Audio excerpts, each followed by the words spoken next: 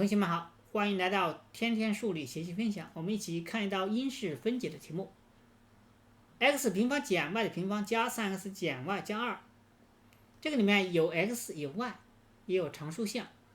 我们看呢，它出现了 x 呢有 3x 平方，有 y 的平方有 y， 但是它没有出现的 xy， 也就是 xy 没有组合在一起的这种情况呢，我们只需要把含 x 的项组合在一起，含 y 的项呢组合在一起，我们试试能不能配方啊？那我们来解，那就是 x 原式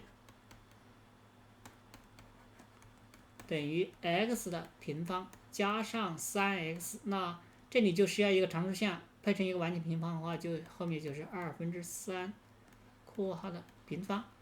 再减呢，你看它是减嘛，我们就 y 的平方加上 y。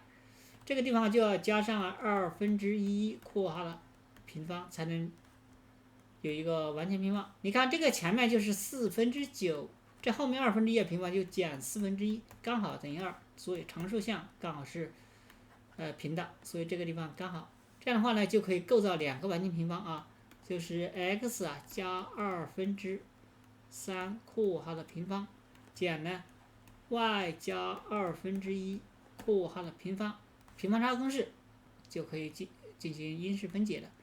x 加2/3加上 y 加上1/2乘以 x 加上2/3减 y 减1/2，前面整理一下就是 x 加 y 加上2，后面呢整理一下就是 x 减 y 2/3减1/2就是1，这就是这个题最后的结果啊。